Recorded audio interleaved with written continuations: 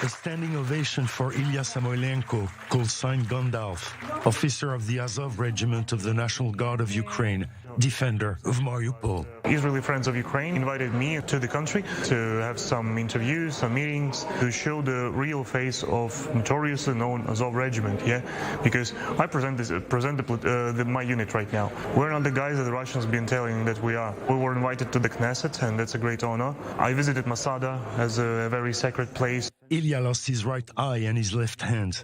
I was wounded in the December of 2017, almost 5 years already.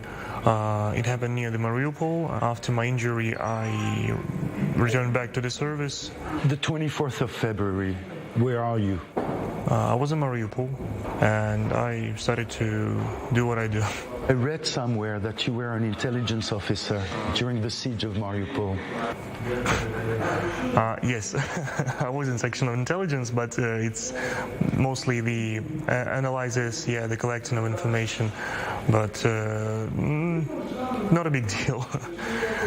Normally, the actions like this, they should not be posted in the media, but somehow this information leaked, and this makes me uncomfortable.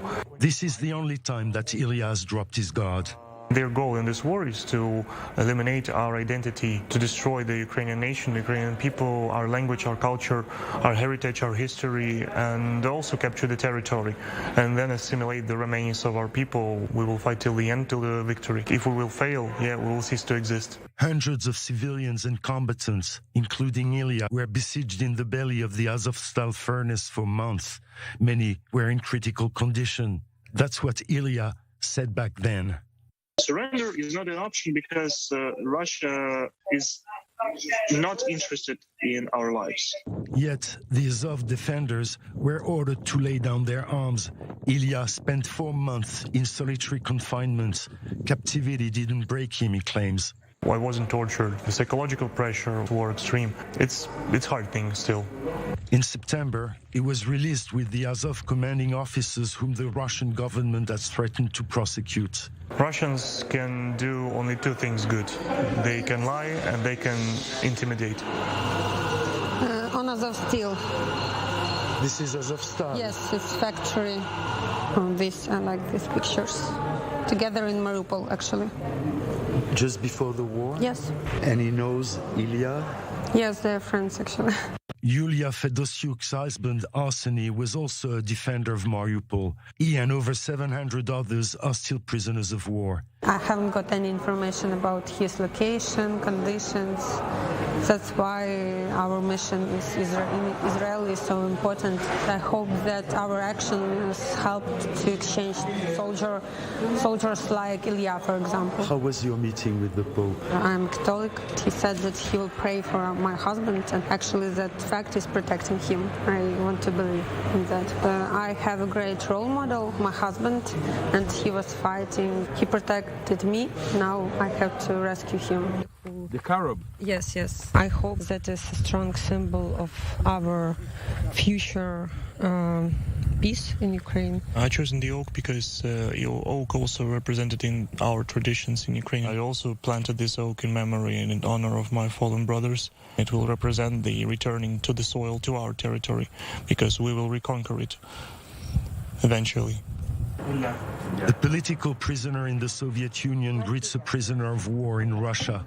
Я родился там, в Сталино, в Донецке, да. А Мариуполь это был город наших летних лагерей. На Азовсталь мы ходили школьные экскурсии. Бои на заводе и оборона завода, это непосредственно уже заключительные этапы боев за Мариуполь. Вы, наверное, знаете, я 9 лет сидел в советской тюрьме. И... Мы были в одном месте с вами.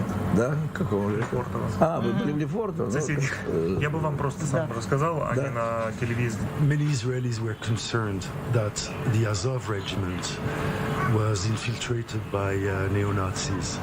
Our motivation and dedication to the defense of the Ukraine, is the thing that the Russians are describing as the nationalism and neo-Nazi and all this stuff. They're trying to use the informational channels to also suppress our defenses. Belarusians, Russians, Greeks, Crimea Tatars, and Jews served and are serving in Azov Regiment, and they are in the captivity. Actually, these are facts, and neo-Nazism, so-called, is a myth.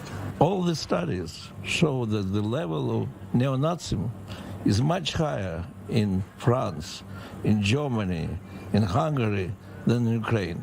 For the Jews of Russia, so that they have time to leave the empire of darkness and come out to the light. A man who renounced his Russian citizenship lights the first candle of the Jewish festival of Hanukkah. Baruch atah Adonai, Eloheinu melech haolam, asher kitshanu b'mitzvotav, v'tzivanu le'adlik ner shel Hanukkah. Pierre Kloschendler, I-24 News, Israel.